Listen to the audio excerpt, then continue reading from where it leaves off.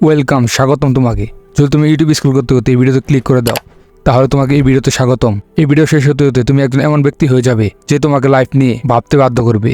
দেখো, 2025 সাল আসতে আর 2 মাস বাকি রয়েছে। তুমি প্রত্যেকবারের মতো এইবারও তোমার মনের ভিতরে বড় একটা প্ল্যানিং করে নেবে এবং তুমি মনে মনে ভাবতে থাকবে যে 2025 সালে আমি সেসব অর্জন করবো যেসব আমি গত 18-19 বছরে অর্জন করতে পারিনি। আর 2025 সালের 15 দিন তো খুব ভালোভাবে কেটে যাবে। আর 15 দিন পর থেকে তুমি সিগারেট, অ্যালকোহল, মাস্টারবেশন, পর্ন এবং টিকটক রিলসে মেয়েদের নিউড ভিডিও দেখে তোমার সময় নষ্ট করবে। আর তুমি ভুলে যাবে তোমার সেই করা প্ল্যানিং গুলো এবং স্বপ্নগুলোর কথা ভুলে যাবে। এর মাঝে তোমার মনে হবে যে আমি এসব কি করছি আর আমার এইসব করার কথা কি ছিল 25 সালে এসে। আর তুমি এইসব ভেবে ডিপ্রেশনে চলে যাবে এবং সেই ডিপ্রেশনকে কাটানোর জন্য তুমি আরো বেশি করে এইসব করা শুরু করে দিবে, কারণ তুমি নেশাগ্রস্ত হয়ে গেছো। এখন তুমি বলতে পারো যে আমি সিগারেট বা অ্যালকোহল খাই না, তাহলে কি এগুলো করা নেশা? দেখো, তোমার বাস্তবতাকে ভুলে থাকার জন্য তুমি যে কাজগুলো করে থাকো সেগুলো হলো নেশা। দেখো, তোমার মা বাবা তোমাকে কষ্ট করে বড় করছে এবং দিন রাত পরিশ্রম করছে যেন তুমি বড় হয়ে তাদের স্বপ্ন পূরণ করতে পারো। আর তুমি ঘরে বসে এসব করছো। তুমি একজন এরকম মানুষ হয়ে গেছো যিনি সকালে ঘুম থেকে উঠি ফোনের উপর আসক্ত হয়ে যাও এবং 3-4 ঘন্টা ফোন চালানোর পরে যখন তোমার ক্ষুধা লাগে তখন তুমি পশুর মতো খাও এবং খাওয়ার পরে যখন তোমার শরীর অলসতা আসে তখন তুমি আবার ঘুমিয়ে পড়ো এবং ঘুম থেকে উঠে আবার রিলস স্ক্রল করা শুরু করে দাও।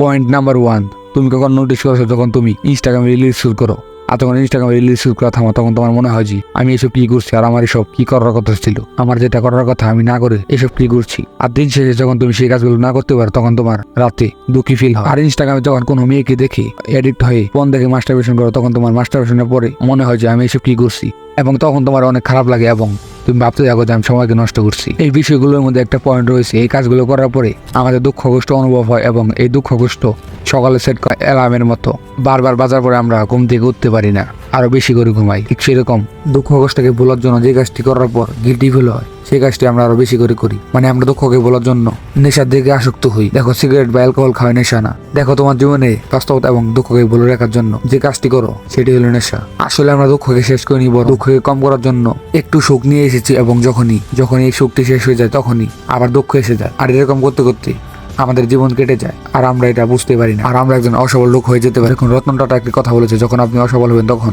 কাউকে গালি বা দোষ দিয়ে লাভ নেই, কারণ আপনার অসফলতার বেশি আপনি দায়ী। যখন আপনি ঘুমাচ্ছেন তখন অন্য কেউ তার স্বপ্ন পূরণ করার জন্য রাত জেগে কাজ করছে, তাহলে ট্যাপ থেকে বাঁচার উপায় কি? ডিসিপ্লিন। আপনাকে ডিসিপ্লিন হয়ে থাকতে হবে। স্টেপ নাম্বার 1, আপনাকে আপনার গোলস এবং স্বপ্ন একটি খাতায় লিখতে হবে এবং সেটা আপনার রুমে রাখতে হবে। যখনই আপনার ফোন চালানোর ইচ্ছা হবে তখন আপনি অ্যালার্ট হয়ে যাবেন এবং আপনি মনে মনে ভাবতে থাকবেন যে এখন যদি আমি ফোন চালাই তাহলে আমি লুজারদের মতো হয়ে যাবে যারা নিজের অসফলতার পিছে দেশ এবং মা বাবা এবং কি ভাগ্যের দোষ দেয়, এবং আমি ওই ধরনের লোকেদের মতো হয়ে যাবো যারা অনেক ধন সম্পদ এবং কি টাকা পয়সা দেখে মনে করে যে এগুলো ব্ল্যাক মানি। আমি ওই ধরনের লোকের মতো হয়ে যাবো যারা তাদের ছেলে মেয়েকে অন্য ধরনের সম্পত্তি দেখিয়ে বলে যে এগুলো অবৈধ টাকা এবং ব্ল্যাক মানি। যারা জীবনে অসফল হয়ে যায় তারা কখনো নিজের দোষ দেয় না, তারা সবসময় অন্য দোষ দেয়। ধরুন, একজন ব্যক্তি অবৈধ কাজ করে এবং সেই ব্যক্তি একজন ভালো কাজ করার ব্যক্তির থেকে বেশি পরিশ্রম করে। দেখুন, আপনি অবৈধ করুন বা অবৈধ, পরিশ্রম তো আপনাকে করতেই হবে। স্টেপ নাম্বার 2, মোটিভেশনাল ভিডিও দেখা বাদ দাও। দেখো, মোটিভেশন এর জন্য বানানো হয়েছিল যে যারা জীবনে অনেক ভেঙে পড়েছে এবং তাদের বাঁচার ইচ্ছা নেই, তাদের জন্য মোটিভেশন বানানো হয়েছিল।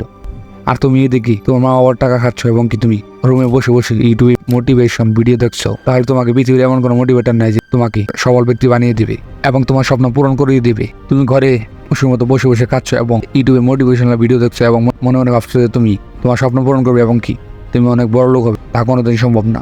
Step number 3, over thinking. আমরা কোনো কাজ শুরু করার আগেই সেই বিষয়টি নিয়ে অনেক চিন্তা ভাবনা করা শুরু করে দিই এবং মনে মনে ভাবতে থাকি যে এই কাজটি সফল হবে কি হবে না, এবং সেই ওভার থিঙ্কিং এর কারণে আমরা সেই কাজটি করতে পারি না। আর এরকমটা চলতে থাকলে আমরা কোনোদিনই সফল হতে পারবো না। আর যেদিন তুমি বুঝে যাবে আমার কিছু করা বা না করাতে সময় বেশি থাকবে না, সেদিন তোমাকে সফলতা অর্জন করা থেকে কেউ আটকাতে পারবে না। তাই ওভার থিঙ্কিং করা বাদ দাও এবং নিজের গোল ফোকাস করো।